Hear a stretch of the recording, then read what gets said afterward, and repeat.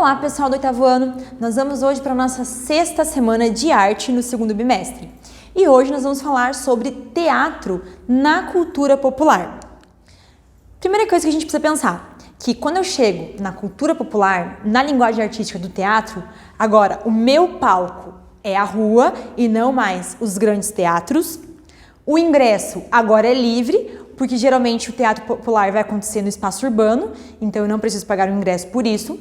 O público vai ser entre aqueles que escolheram estar ali porque souberam da divulgação daquele teatro, ou as pessoas desavisadas que estavam passando por ali, deram de cara com a performance e pararam para assistir. Então é um público um pouquinho diferente. E agora nós vamos ter também interferências, que podem ser climáticas e sonoras. Interferência climática, seu teatro ali ao ar livre, começa a chover, ou um sol muito quente torrando todo mundo que está assistindo e os atores. Sonora, tá ali, de repente passa o carro do sonho, que vai passando freguesia, ou passa o carro da pamonha, ou alguém com um megafone, ou uma buzina. Todos esses sons, eles podem interferir nessa peça ao ar livre.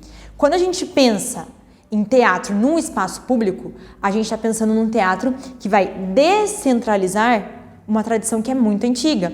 O teatro acontecendo dentro de um espaço físico pré-determinado é algo muito antigo, a gente já falou sobre isso. Desde lá dos gregos, nós tínhamos um lugar específico para que o teatro aconteça. Quando a gente chega na cultura popular e a gente chega nesse teatro de rua, toda essa ideia inicial, ela meio que cai por terra, porque agora tem uma nova forma de fazer teatro. E aí, olha só, você já pensou em assistir uma peça de teatro de pé, sem uma poltrona confortável, sem uma cortina que se abre, sem aquele escurinho do teatro mesmo? Ir a um espetáculo onde o palco se move ou onde o público precisa se mover de cena para cena, porque as cenas são em locais diferentes. Já pensou nisso? Já teve essa experiência? Eu já tive. Geralmente, na época da Páscoa, esse ano não aconteceu por conta do Covid, mas geralmente tem os Autos de Páscoa, né? A Paixão de Cristo, que é encenado, né? Os últimos momentos de Jesus, toda a questão da Via Dolorosa, desde o momento onde ele é julgado por Pilatos até a crucificação. Geralmente, esses autos de Páscoa, eles acontecem nisso, em cenas, em locais diferentes. E o público precisa ir mudando de lugar e seguindo os acontecimentos da história. Então, isso é muito comum. Essa ideia, gente, de teatro, ela já acontecia nas ruas e nas praças do Antigo Egito. Mesmo tendo lá, a gente falando da questão dos gregos, né? Mesmo eles tendo essa estrutura pré-definida, ela também acontecia na rua, porque nem todo mundo estava apto ou tinha condições de bancar um teatro numa estrutura feita para ele. Então ele já acontecia no meio urbano. Aí, gente, deixa eu só vir para cá. Aqui, o que a gente está falando, né? Que do século XV ao século XX, o teatro ele vai se desenvolver muito. Então a gente vai ver várias técnicas, aprimoramento nos palcos, na estrutura desse teatro, na estrutura do cenário, do figurino, da maquiagem, da iluminação. Porém, quando a gente chega para esse teatro de rua, a gente vai perceber que também precisa de uma evolução. Por exemplo, às vezes os artistas, assim como está nessa foto aqui, vão ter que usar uma perna de pau para atuarem. Por quê? Porque esse público não está sentado em poltronas, numa estrutura de plateia que todos conseguem ver o palco. Às vezes é um monte de gente na frente da outra, a criancinha no ombro do pai lá tentando enxergar. Então, o teatro de rua tem que se adaptar também e tem que evoluir dessa forma. Nós já temos teatro de rua que é microfonado, que é microfone para os personagens, que a música já é tocada numa caixa de som para que todos possam ouvir e que mais pessoas possam entender o que está acontecendo ali naquela peça.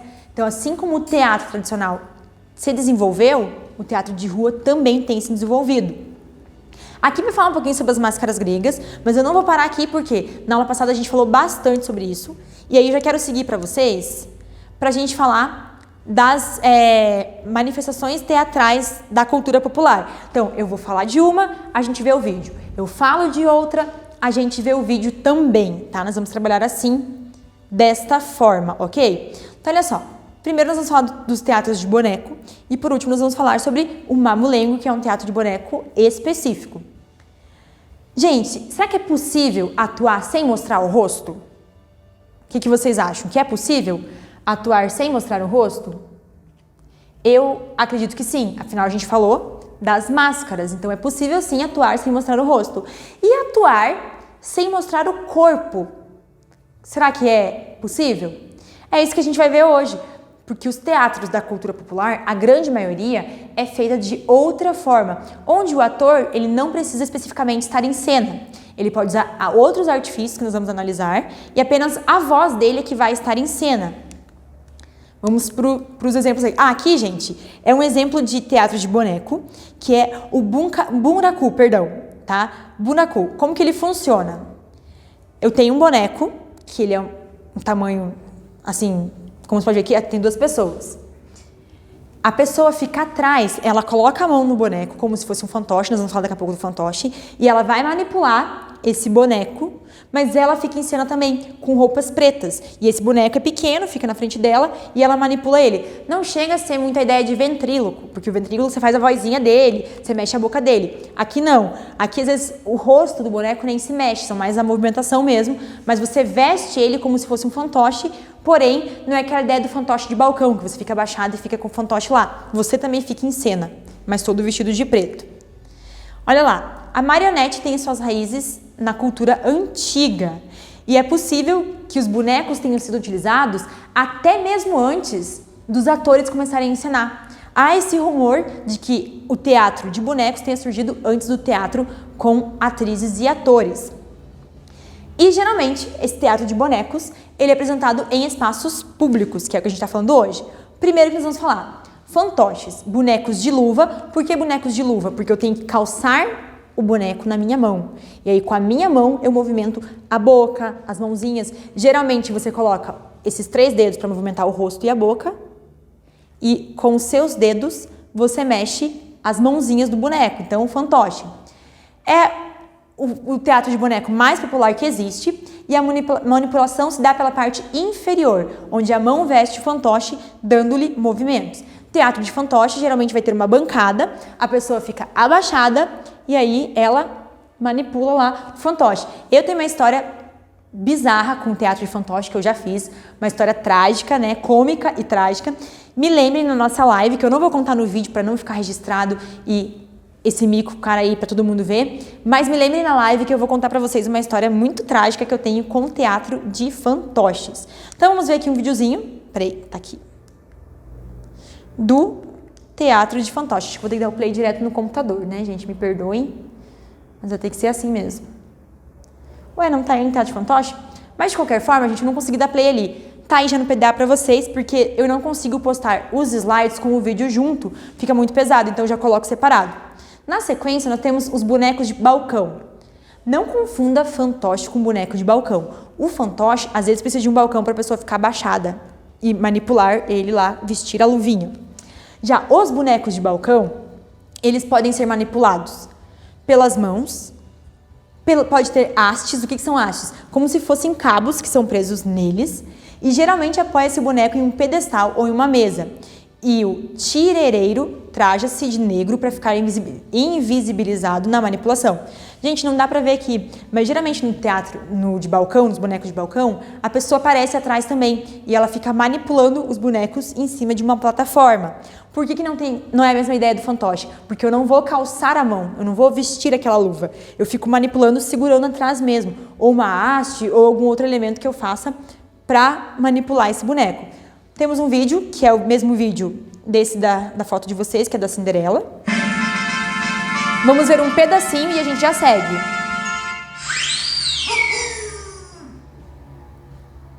Gente, não tá em português, tá? Não achei em português, não achei a legenda. É só pra gente ver mesmo como que funciona a manipulação. Good fans of the Drawbridge Puppet Theater, come see one of the most classic love stories of all time. A história da Cinderela. Por mais pra frente... Ah, tá lá.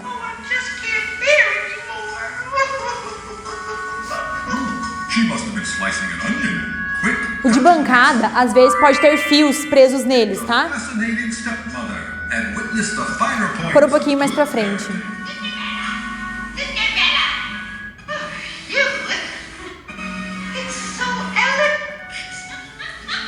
Even have them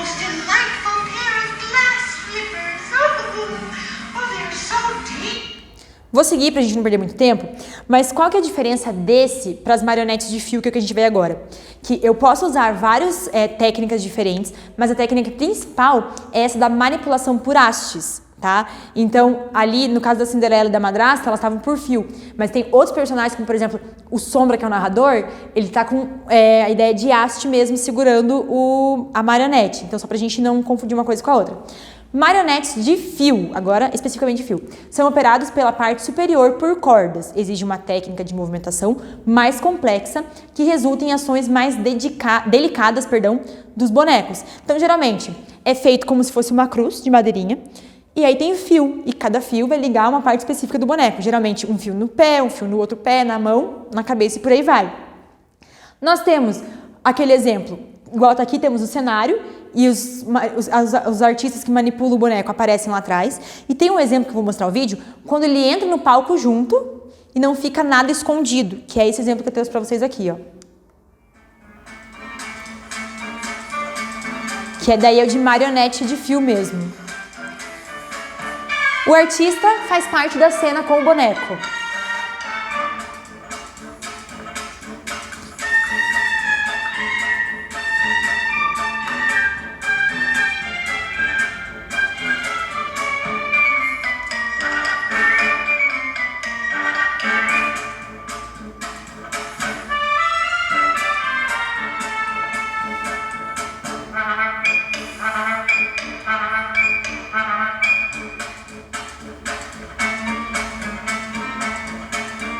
Tá? Um exemplo. E a gente chega nos bonecos de sombra, e aí nós temos, eu vou até um pouquinho mais além, vou falar do boneco de sombra e vou falar do teatro de sombra. Os bonecos de sombra são geralmente feitos com hastes, né, como se fossem plaquinhas com hastes, e aí, para que esse teatro aconteça, eu preciso de projeção de luz. É o mesmo efeito do teatro de sombras. Quanto mais perto da luz, maior fica aquele boneco na projeção ali, onde ele está aparecendo. Quanto mais longe da luz, ele fica menor. Eu trouxe um exemplo de teatro de sombra, e aí esse teatro de... esqueci a palavra que ele está usando aqui. Boneco de sombra. Na cultura chinesa, a gente tem o teatro chinês, e é justamente essa ideia que eles usam. E aí eles usam música, declamação no meio do teatro. Esse mesmo exemplo aqui que eu estou mostrando para vocês é inspirado no teatro chinês. Que no ano 121, o imperador Qi da dinastia Han tinha em seu palácio uma bailarina que ele mais gostava.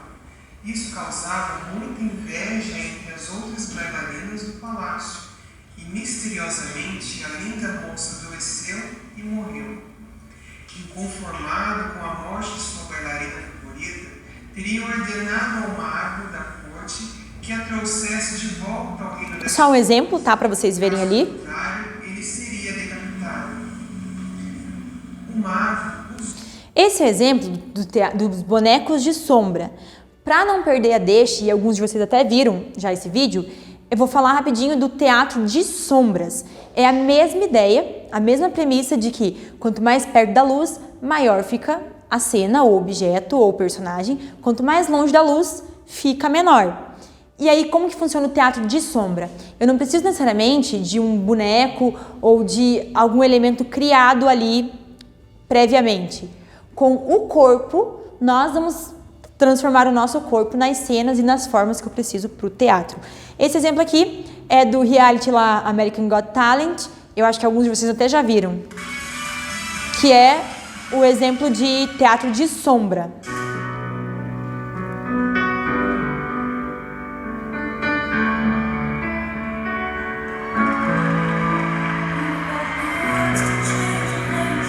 Envolve música, envolve dança, várias coisas.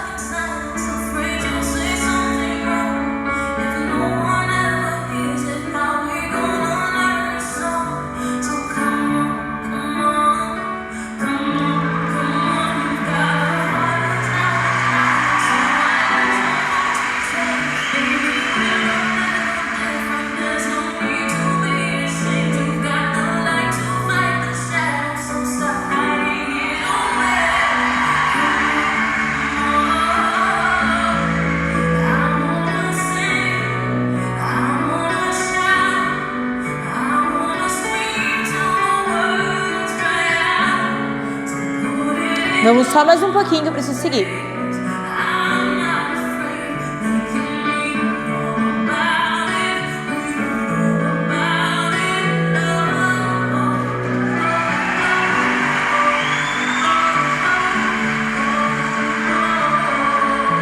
Vou seguir, mas vocês podem ver aí depois.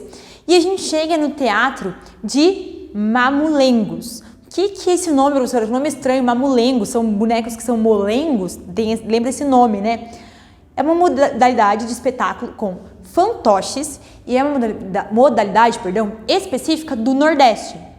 As peças representam a tradição regional e o cotidiano social e possuem uma forte influência da cultura popular, ou seja, temática nordestina.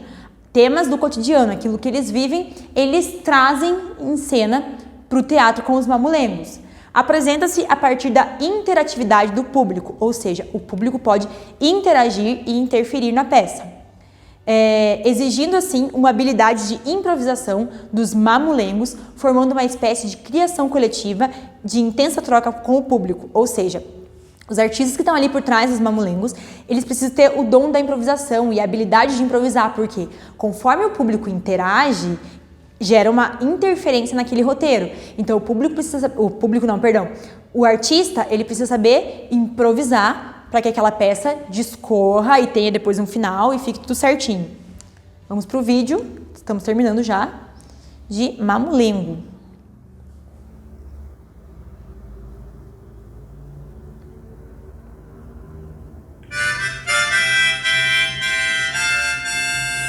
Sempre temática nordestina. Vou abaixar um pouquinho o volume.